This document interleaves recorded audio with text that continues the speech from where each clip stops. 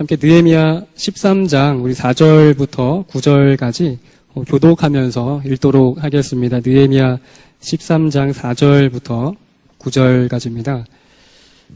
구약 성경 747페이지에 있습니다. 747페이지에 있는 느헤미야 13장 4절부터 9절까지요.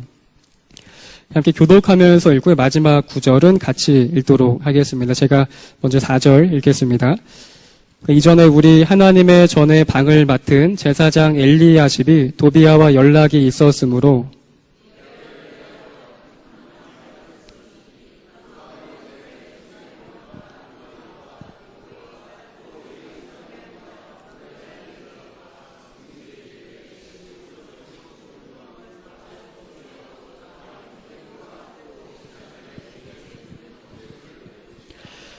그때에는 내가 예루살렘에 있지 아니하였느니라. 바벨론 왕 아닥사스다 32년에 내가 왕에게 나아갔다가 며칠 후에 왕에게 말미를 청하고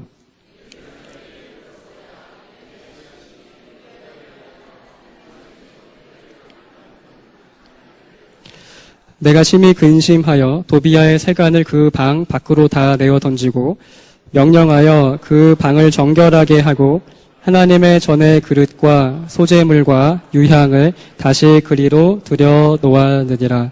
네, 아멘. 네, 오늘은 저희 이제 여름 성경학교라 또한 이제 중고등부 수련회에서 가르치게 될 그 마지막 세 번째 공과 내용입니다.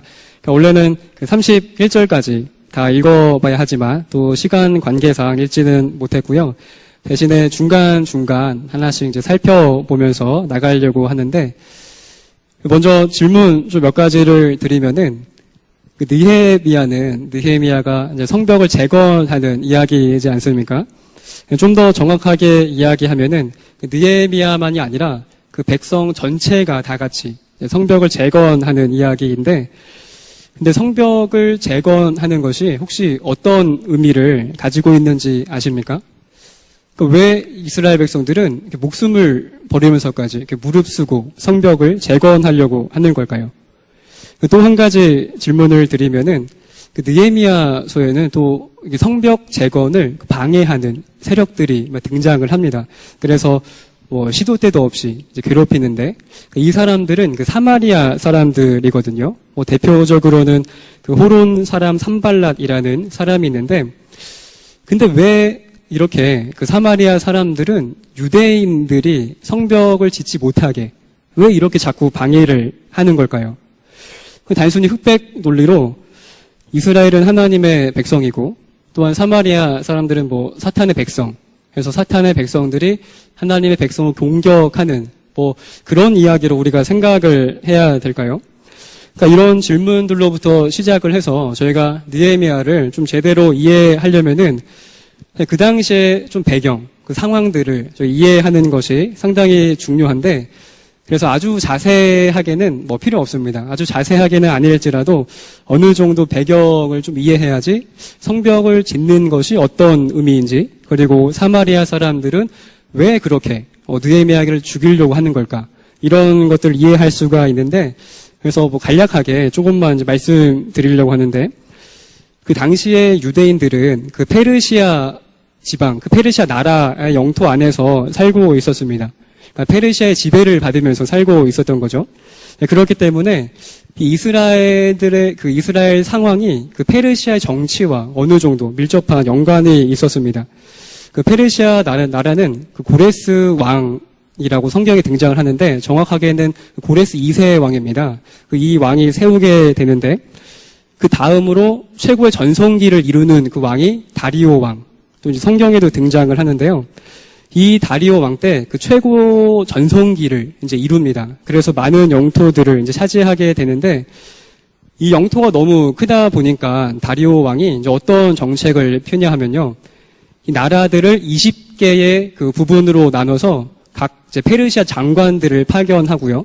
또한 그 밑에 이제 총독들을 두어서 이제 관리하게 합니다. 이렇게 이제 다스리게 되는데, 이 다리오 왕이 모든 것에는 다 성공했는데 실패한 것 딱 한 가지가 있었어요. 뭐냐면은 이 헬라 나라, 헬라 제국과 전쟁하는데 그 땅을 얻지 못하고 그러니까 패배만 계속 이제 하는 겁니다. 그리고 다리오 왕 다음에 이제 왕이 되는 사람이 아하수에로, 에스더서에 등장하는 그 왕입니다. 이 왕도 헬라 제국을 점령 못했어요. 항상 패배를 했습니다. 그 다음 왕이 이제 느헤미야에 등장하는 아닥사스다 왕입니다. 그러니까 이때부터 사실 페르시아 제국의 그 전체 그 나라가 기울어져 가고 있었습니다. 그래서 이 아닥사스다 왕, 그 느헤미야에 등장한 아닥사스다 왕 때는 밖으로는 헬라 제국이 막 공격이 들어오고요. 또 안에는 많은 반란들이 이제 일어났습니다. 한번 그 지도를 좀 보면은, 예. 그 초록색으로 된 곳이 이제 페르시아 제국이거든요. 그 밑에, 왼쪽 밑에 부분을 보시면은 이집트가 이제 나라가 있지 않습니까? 근데 항상 이집트 나라에서 반란을 일으켰어요. 그래서 이집트 남쪽에서는 페르시아로부터 독립하는 그런 상황도 이 왕 때 이제 발생을 했습니다. 그래서 이 느헤미야가 살던 당시에 이 페르시아 나라는 이 자기 나라를 지키기에 급급한 이제 그런 상황이었습니다.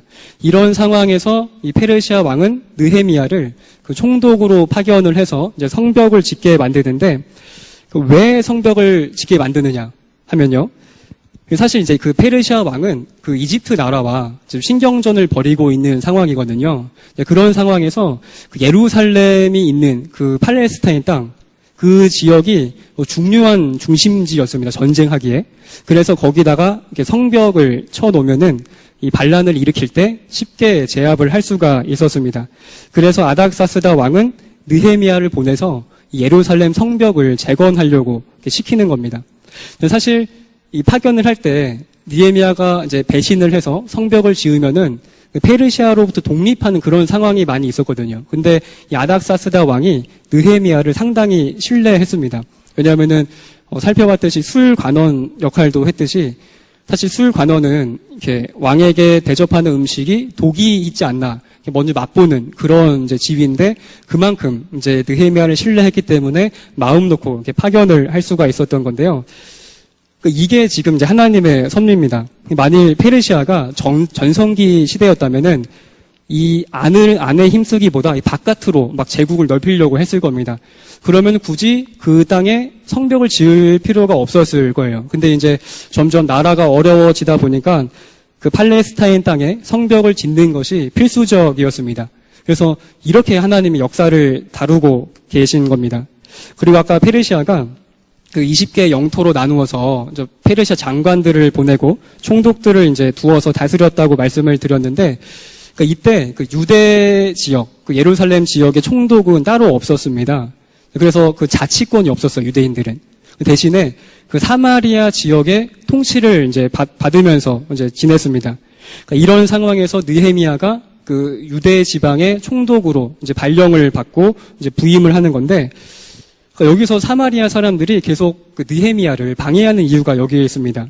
그러니까 성벽을 짓는다는 것은 그 외부로부터 보호를 하고 이제 우리 유대 지역이 독립해서 자치권을 갖자 하는 그런 의미거든요.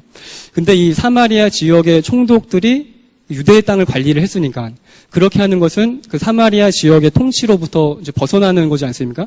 그러니까 이게 정치적인 요소 때문에 계속 성벽 짓는 거 방해하고 그리고 아닥사스다 왕한테 이렇게 자꾸 반란을 일으키려고 한다. 자꾸 거짓 조서를 꾸미면서 그렇게 죽어라고 느헤미야를 방해하고 성벽 재건을 방해합니다. 그러니까 이런 좀 역사적인 상황들을 어느 정도 이해하고 있어야 이 느헤미야서에서 발생되는 이야기들을 이해할 수가 있는데 그 느헤미야서는 총 13장까지 있습니다. 그러니까 6장에서 성벽 재건이 완성이 되고요. 12장에서 이제 성벽 봉헌을 합니다. 이제 하나님께 바치는 일인데, 그리고 7장부터 해서 이제 성벽이 재건된 다음부터 해서 대대적인 개혁을 일으키고, 또 12장을 전후로 해서까지 계속 이제 개혁을 이제 일으키는 내용이 나오는데, 저희가 이제 성경을 읽다 보면은 느헤미야가 계속 유대 지역에 있는 것으로 생각을 할 수가 있는데요.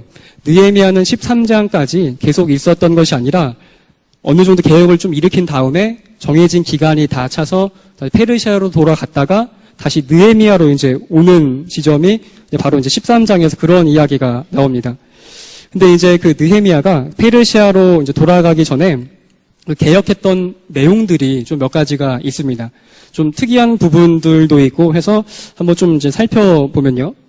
그 느헤미야 8장 1절을 보면은 개혁을 일으키는 출발점이 나오는데 그 빨간색으로 된 부분 혹시 보이시는지 모르겠습니다. 그 보면은 그 율법책을 이제 가져오라고 이제 다시 한번 우리 개혁을 일으키자 한번 해서 율법책을 좀 가져와라 이렇게 얘기하는 사람들이 누구냐 하면은 레위인들, 제사장들, 지도자들이 아니었습니다. 빨간 글씨로 제가 이제 표시를 해놨는데 그 모든 백성이 율법책을 가져오기를 청하매 해서 사실 이 백성들로부터 시작을 해서 대대적인 개혁이 일어나고 이제 있는 겁니다. 그러니까 이 백성들이 먼저 필요성을 느꼈고요. 이제 우리가 그 율법대로 하나님 말씀대로 다시 한번 살아가보자, 열심을 내보자 이제 했던 게 먼저 백성들이 이제부터 이제 시작을 했습니다. 그래서 말씀에 순종하지 못한 부분들을 이제 하나하나씩 구체적으로 개혁해 나가는데 그 10장에서는 그 통혼을 금지합니다. 그러니까 제사장들이 그 사마리아 총독 그 딸들과 이제 그 제사장들의 아들이 결혼을 하는 일들이 발생을 해서 이제 금지하자 이렇게 해서 금지를 하고요. 또한 안식일에 물건을 사는 거 금지하자. 그러니까 왜냐하면은 그러니까 자꾸 이방 민족이 그 유대 땅으로 와서 안식일에 물건을 파는 겁니다. 그러면은 그 유대인들은 그 물건을 사고요. 그래서 안식일을 범해서 이제 우리 그런 일들 하지 말자. 다짐을 하고요. 마지막으로는 11조를 다 같이 하자 이제 이렇게 해서 개혁을 합니다. 그래서 느헤미야는 다 이렇게 좀 어느 정도 일으키고 다시 페르시아로 돌아갔다가 예루살렘을 두 번째 방문하는 것이 아까 말씀드렸듯이 13장의 내용입니다. 근데 13장에서 다시 이제 유대 땅으로 도착하고 나서 보니까 이 백성들이 똑같이 그대로 11조 안 하고 안식일 어기고 성전 방치해두고 똑같이 이렇게 생활을 하고 있는 거예요. 좀 아이러니컬하지 않습니까? 지금 보시면은 모든 백성이 율법책을 가져오라 해서 개혁을 시작을 했습니다. 근데 어느 정도 시간이 지나고 나자 똑같이 이 다짐했던 하나님 앞에 약속했던 내용들은 모두 잊어버리고 그냥 안주하고 똑같이 자기들의 일상생활 가운데로 돌아가는 모습을 느헤미야가 이제 보게 된 겁니다. 그래서 느헤미야가 이제 참지 못하고 또 이때부터 또 다시 개혁을 일으키기 시작을 하는데요. 제일 먼저 한 일은 그 암몬 사람 도비야라는 사람이 그 성전 곡간을 자기 집처럼 이제 사용을 한 거예요. 이 내용이 5절에서 이제 이야기를 하는데 그 이제 5절을 이제 보시면은 이게 빨간색으로 제가 표시해둔 부분이 성전 곡간에서 하는 역할이거든요. 뭐냐면은 성전 곡간에서 소재물, 유향, 그릇, 빨간 글씨로만 보시면요. 11조로 주는 곡물, 그리고 제사장들에게 주는 이 거제물들을 보관하는 곳인데, 이거를 다 이제 없애버리고, 이 도비야가 개인 물품을 다 이제 집 갔다 오는 거예요. 가져오는 거예요. 그러면은 11조 주는 곡물 없으니까, 저장되지 않으니까 이 11조도 못하게 되고요. 또한 성전을 제대로 섬길 수 없는 이제 그런 상황이 이제 발생을 합니다. 그러니까, 하나님의 성전이 개인의 유익과 개인의 이익으로 탐심으로 사용이 되고 있는 겁니다. 그러니까 그 느헤미야가 와서 제일 먼저 한 일이 이제 이것을 참지 못하고 이제 도비야가 사용하던 물건들을 다 바깥으로 이제 쫓아내는데 8절에 보시면은 그 느헤미야가 하는 말이 내가 심히 근심해서 도비야의 세간이라고 나오는데 그러니까 개인적인 물건들입니다. 그것을 방 밖으로 다 이렇게 던졌습니다. 상당히, 그러니까 우리 문자로만 봐서 그렇지, 실제로 그 장면을 표현을 해보면은, 막 여기 있는 물건들 막 집어 던지고, 다 쫓아내는 그런 과격한 장면이거든요. 그래서 이제 이렇게 함으로써 느헤미야는, 성전이 하나님이 계시는 곳인데, 어떻게 개인이 이렇게 사용할 수가 있냐 하면서 이 곡간을 또 정결하게 하고요. 문제는 이것만 있었던 게 아닙니다. 처음에 그 백성들이 우리 11조 다 하자. 그래서 하겠습니다. 이제 약속까지 했는데 와서 보니까 똑같이 11조를 제대로 하지 않고 있는 겁니다. 그래서 그 13장 10절을 이제 보시면은 11조를 하지 않자 어떤 상황이 이제 발생을 했냐면은 이 구절 다 같이 함께 저희 한 목소리로 같이 좀 읽어보도록 하겠습니다. 함께 읽어보도록 하겠습니다.